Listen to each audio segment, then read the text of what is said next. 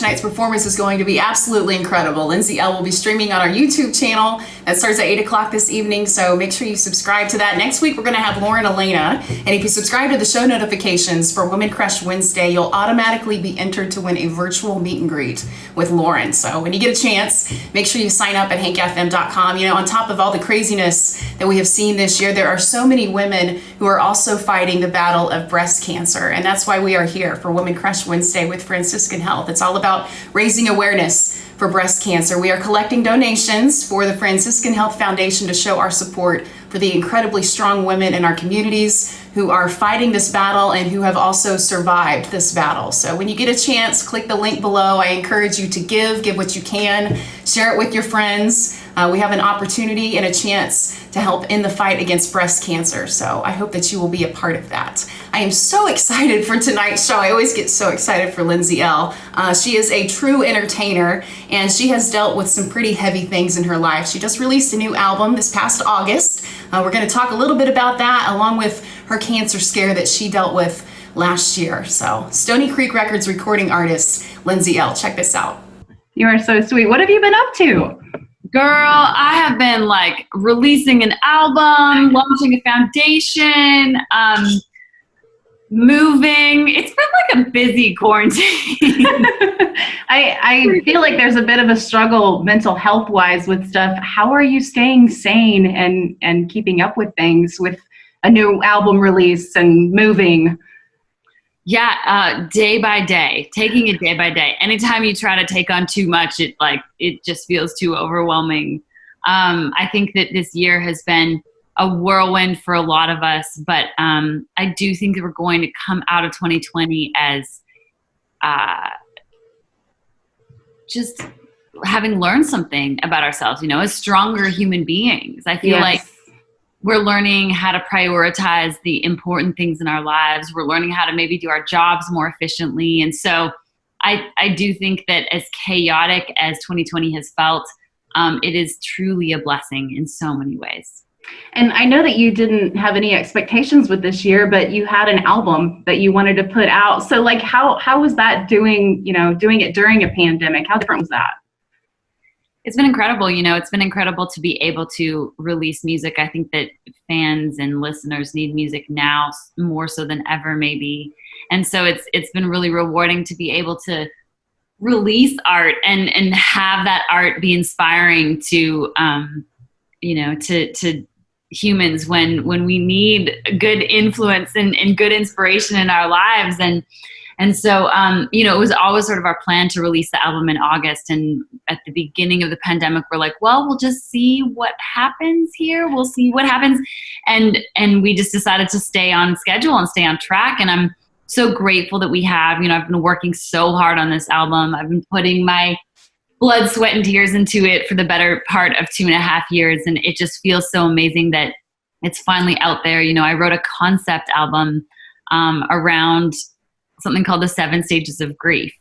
I decided to do a concept album. I was only about halfway through writing the record when I realized I was writing all these songs in the order of what I was experiencing and what I was going through in life. And I was like, how cool would it be to release a concept album in order of how I've written and how I've gone through this transformative time in my life. And so that's what I did. So the album, when you listen to it top to bottom, is sort of, you can hear me unraveling slowly through the tracks, and it goes through the 7 stages of grief in order, from shock to denial to anger to bargaining to all the way to the last stage of acceptance. So from track 1 to track 12, it ends in the stage of acceptance, being able to look in the mirror and accept yourself for everything that you are and everything that you've been through. And I'm really grateful to have been able to release and record a record that was just so honest and so vulnerable. It really was very vulnerable. And I think even with the year, it was the perfect time, because I can only imagine how many people that you helped, with that project and your message, really.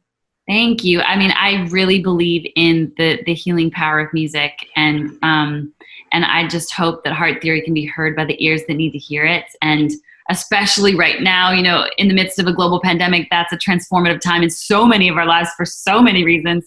And so I hope that it has the ability to help people. Yeah, definitely. We are so grateful to have you with us for our Woman Crush Wednesday events. This is our second annual event, and we're hoping that maybe we can bring you out next year for a live version of I would love that.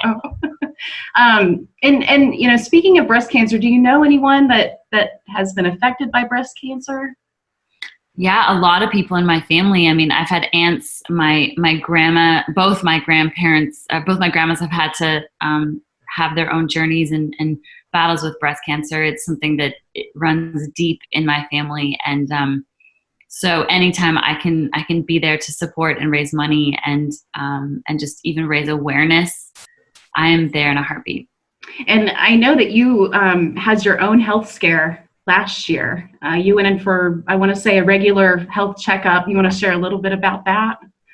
Yeah, I went in just for my annual physical, and the doctor ended up, seeing something that she wasn't too much of a fan, and had to get some cells biopsied, and then called me back, and at that time I was like 29 years old, and I'm like, what, you need to get some cells like, what's happening?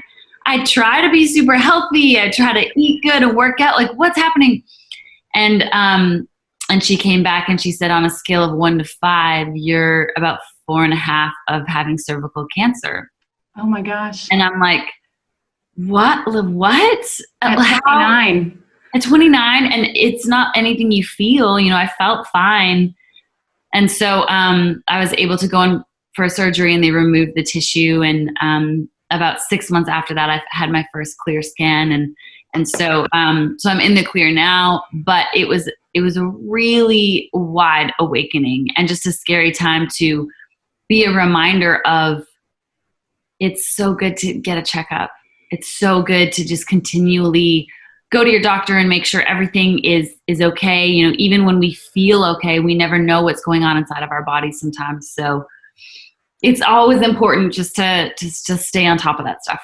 Yeah, it's not like cancer picks, doesn't pick an age, it doesn't pick a person, it picks anybody. So it's very encouraging to hear your story about that. And I'm so glad that you're a part of Woman Crush Wednesday, really. And I'm so glad that you took the time to do this. Oh, girl, it's such an honor. Thank you guys so much for just being huge supporters of me and my music, and for playing Want Me Back and embracing that song and letting it hit the airwaves. I'm just so grateful. So grateful. Well, we cannot wait to see you perform. And thank you again for joining us, Lindsay. We'll see you soon, I hope. Thank you so much for having me.